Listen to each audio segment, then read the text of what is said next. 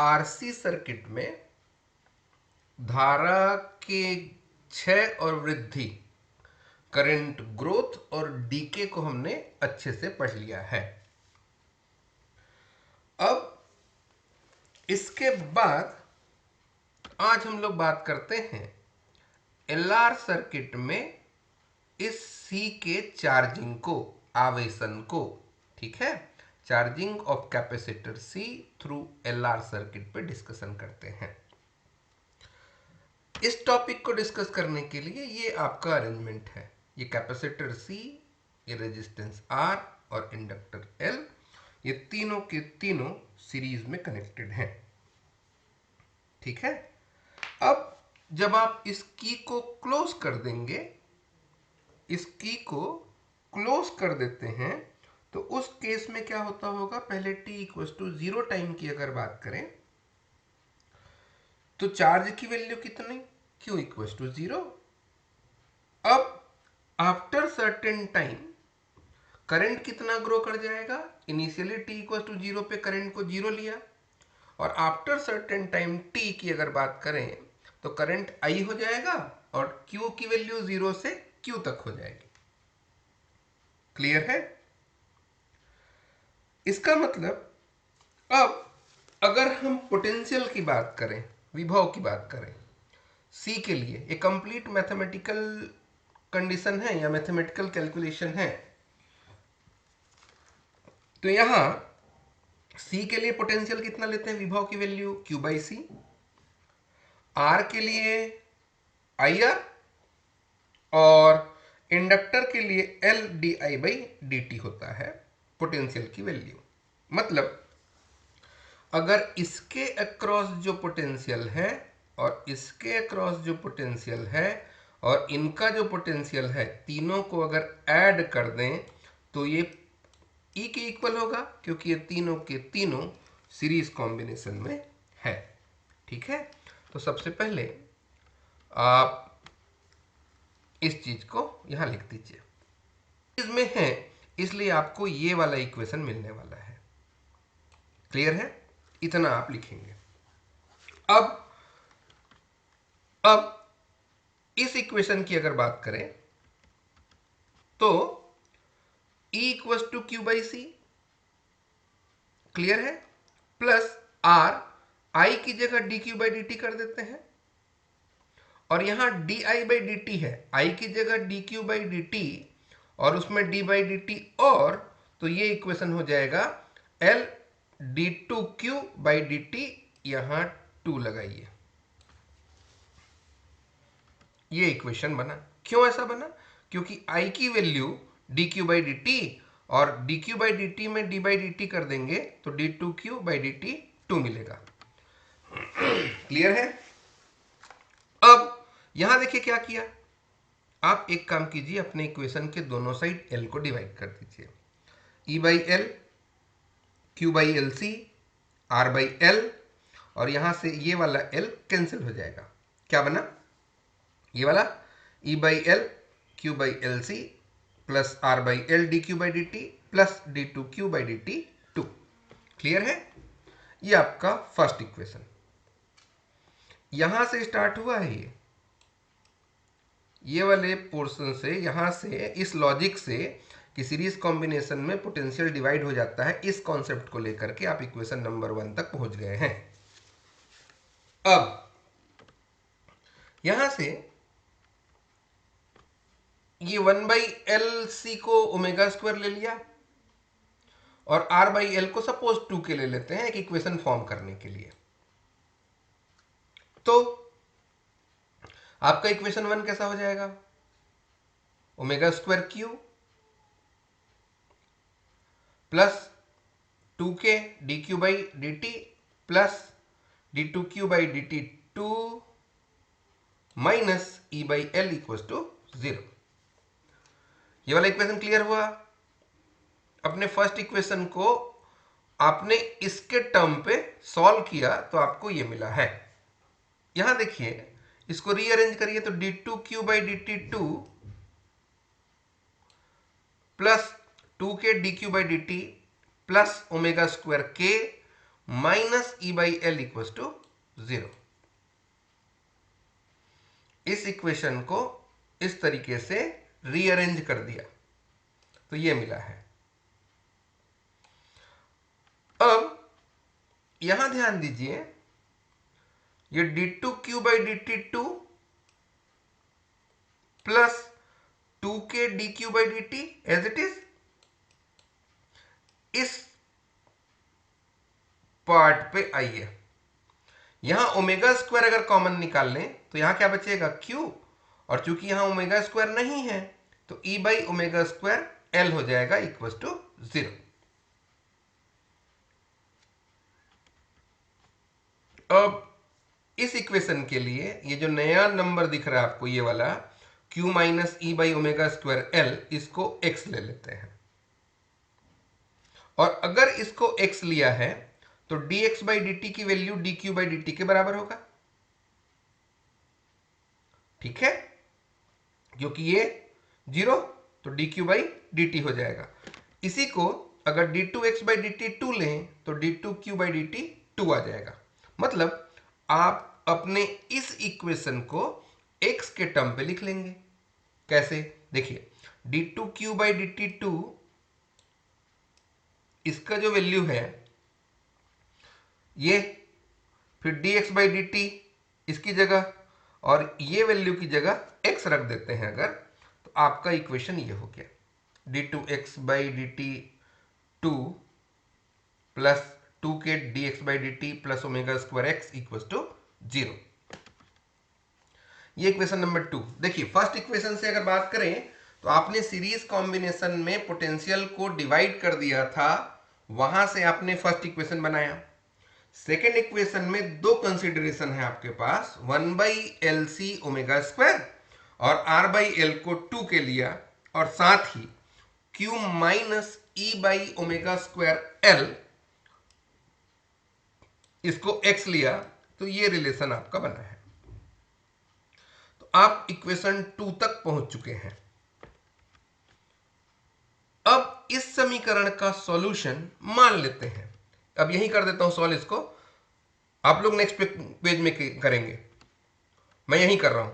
तो x की value कितनी मान लेते हैं, a e to the power alpha t है इस इक्वेशन 2 का सॉल्यूशन। अगर ये इसका सॉल्यूशन है तो कंफर्म है ये इसको सेटिस्फाई भी करेगा, इसको सेटिस्फाई करेगा।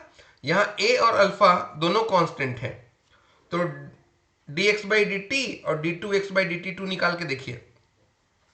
अगर dx बाई dt निकालें तो ये कितना आ रहा है, a, और e to the power alpha t को, e to the power alpha t को अगर t के रेस्पेक्ट में डिफरेंशिएट करेंगे आप, तो alpha e to the power alpha t आएगा। क्यों?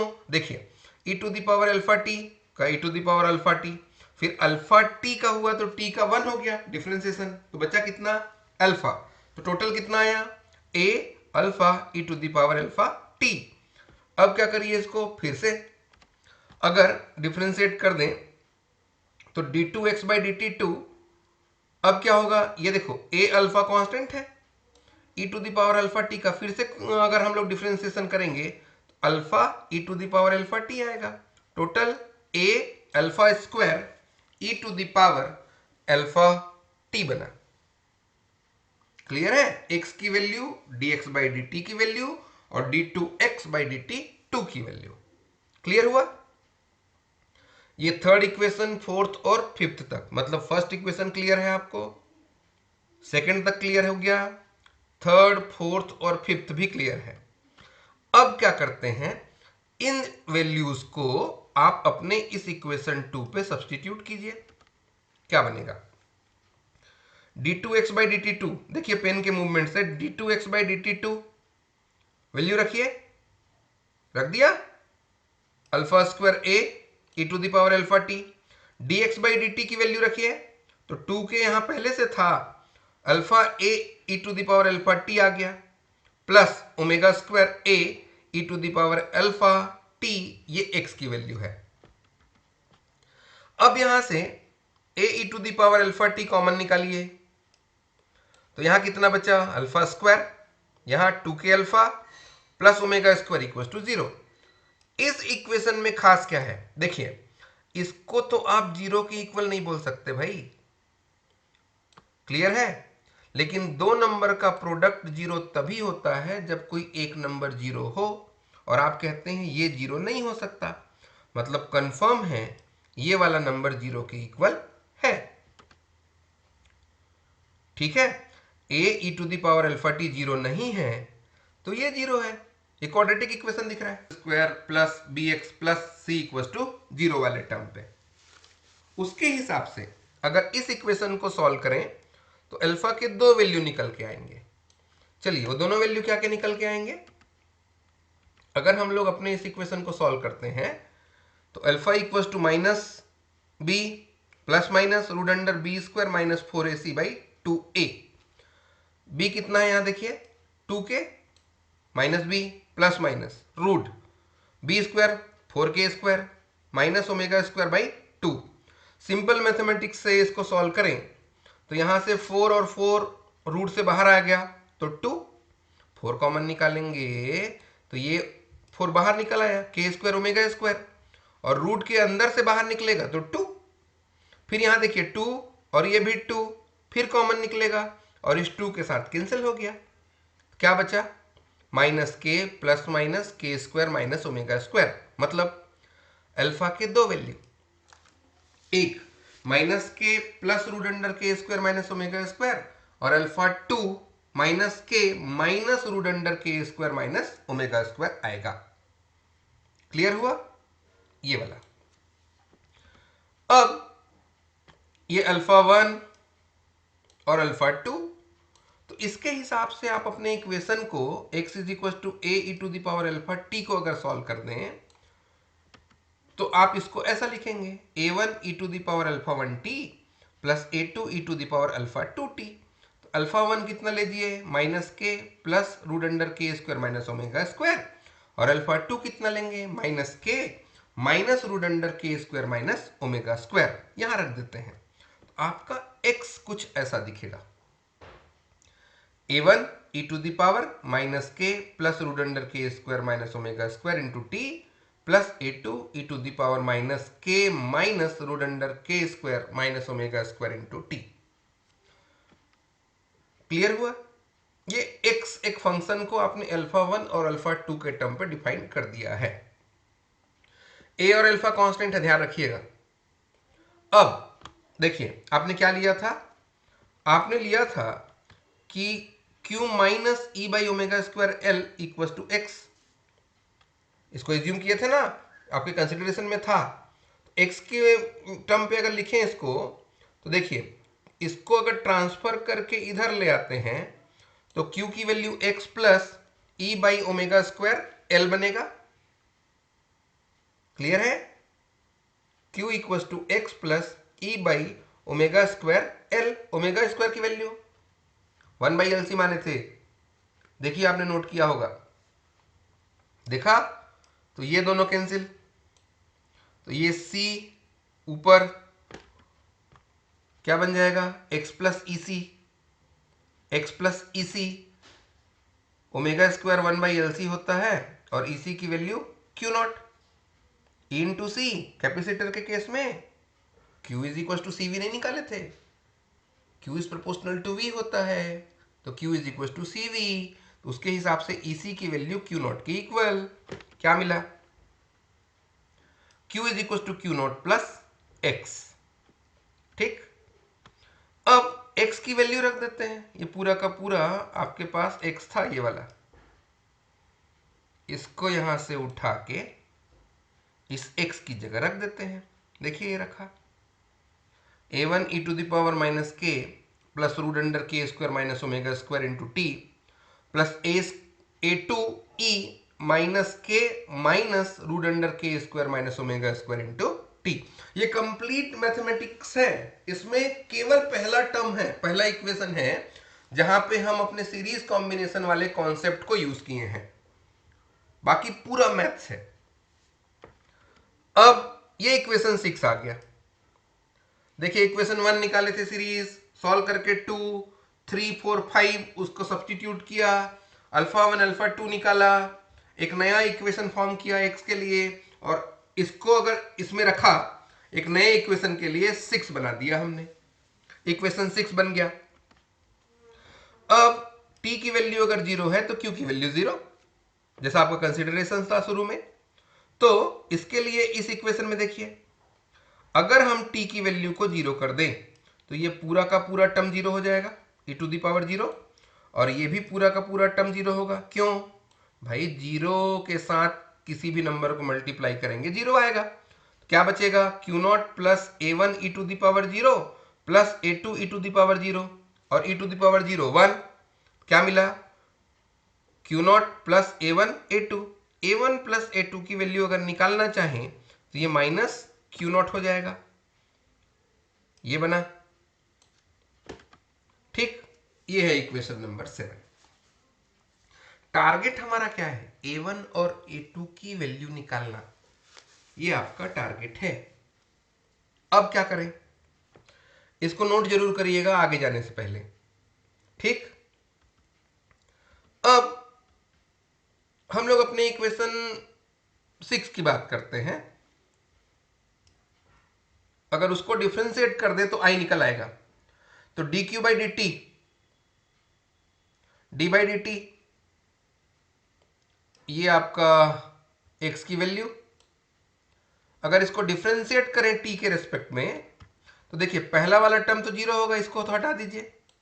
इसके साथ तो a1 e⁻ माइनस के plus K square minus omega square into T, और फिर इस पावर को अगर डिफरेंशिएट करेंगे तो माइनस के प्लस रूट अंडर के स्क्वायर माइनस ओमेगा स्क्वायर आ जाएगा, ये एक टर्म,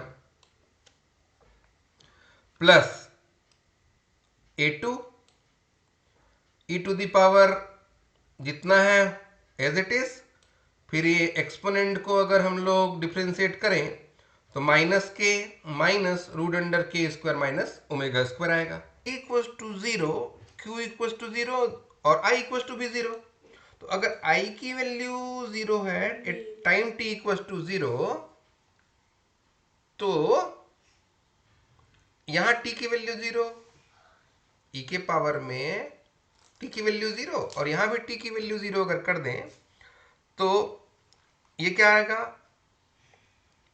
a1 माइनस के प्लस रूट अंडर के square minus omega square e⁻ minus के plus K square minus omega square into 0। फिर a2 minus K square minus omega square e⁻ minus k minus root under के square minus omega square into 0। तो 0 को किसी भी number से अगर multiply करें तो 0 होगा, तो e⁻0 आया। e⁻0 कहने का मतलब 1। तो आपको यहां क्या मिला? a1 माइनस के प्लस रूट अंडर के square minus omega square plus a2 minus K square minus omega square. Bracket open करिए, तो ये a1 into minus K a1 plus root under के square minus omega square a1, ये bracket open हो गया। अब यहां देखिए a2 और k प्लस माइनस का minus K square minus omega square a2। अब देखिए यहां माइनस के कॉमन ले लें तो यहां क्या बचेगा? a1 प्लस a2, ठीक है। और यहां अगर माइनस रूट अंडर के square minus omega square common ले लें तो यहां बच गया a1 और यहां बच जाएगा a2। माइनस में है मतलब इसको प्लस में रखते हैं, चलिए, है ना, प्लस कॉमन ले लिया यहां पे, प्लस रूट अंडर के स्क्वायर माइनस ओमेगा स्क्वायर। अब a1 प्लस a2 की वैल्यू आपके पास है, तो ये कितना हो जाएगा? Minus Q0। a1 plus a2 की वैल्यू रख दिया, a1 प्लस a2 की वैल्यू। क्लियर है? क्यों ऐसा रखा आपने? क्योंकि a1 plus a2 minus Q0 के इक्वल होता है। इसका मतलब ये हो गया k Q0 plus root under के square minus omega square a1 minus a2। अब इसको अगर ट्रांसफर करें k Q0 plus K square minus omega square a1 minus a2, तो ट्रांसफर कर देंगे तो माइनस के क्यू नॉट हो जाएगा, और इसको भी ट्रांसफर कर देंगे तो डिवाइड में आ जाएगा। मतलब minus K Q naught by root under के square minus omega square equal to A1 minus A2 plus नहीं, ये प्लस नहीं होगा, ये माइनस होगा। ये है आपका 8th नंबर का इक्वेशन। ठीक, दो इक्वेशन मिल गया आपको A1 और A2 के टर्म पे। अब उन दोनों इक्वेशन को अगर सॉल्व करें आप, एक इक्वेशन आपको ये मिला था A1 plus A2 equal to minus Q naught, और दूसरा इक्वेशन आपको मिला था A1 माइनस A2 माइनस के रूट अंडर के square minus omega square Q naught. इन दोनों को अगर प्लस कर देते हैं तो ये वाला A2 और ये वाला A2 कैंसिल हो जाएगा और ये दोनों ऐड होंगे। ऐड करेंगे तो देखिए माइनस क्यू नॉट कॉमन ले लीजिए, तो यहां क्या बचेगा, इसकी जगह 1, ठीक, और इसके जगह माइनस के रूट अंडर के स्क्वायर माइनस ओमेगा स्क्वायर लिखा था, इसको क्या लिखेंगे, plus k by root under के square minus omega square equal to A1 और A1 ऐड हो गए। तो इस तरीके से यहां A1 की value minus Q naught by 2 1 plus k by root under के स्क्वायर माइनस ओमेगा स्क्वायर आएगा। ये तो A1 निकला। अब इन दोनों को अगर सब्ट्रैक्ट कर देते हैं, दोनों को अगर सब्ट्रैक्ट कर दें तो क्या होगा भाई, इन दोनों को अगर सब्ट्रैक्ट करेंगे तो इस इक्वेशन का साइन चेंज करना पड़ेगा। ये माइनस में है प्लस में हो जाएगा, ये प्लस में था माइनस हो जाएगा, और ये माइनस का प्लस हो जाएगा। तो ये A1 और A1 कैंसिल, और ये दोनों ऐड होंगे, तो के क्यू नॉट रूट अंडर के square minus omega square minus Q not है, तो क्यू नॉट फिर कॉमन निकाल लीजिए यहां से, तो आपको मिला 1 माइनस के बाई रूट अंडर के स्क्वायर माइनस ओमेगा स्क्वायर। अगर माइनस क्यू नॉट कॉमन निकालेंगे तो यहां क्या आ जाएगा, 2A2 आएगा। अब जब ये 2A2 आया तो क्या होगा, 2A2 आएगा तो क्या होगा भाई, 2 को ट्रांसफर करोगे ना, तो A2 की value minus Q not 1 minus के बाई रूट अंडर के स्क्वायर माइनस ओमेगा स्क्वायर। इस तरीके से आपके पास A1 और A2 की वैल्यू है।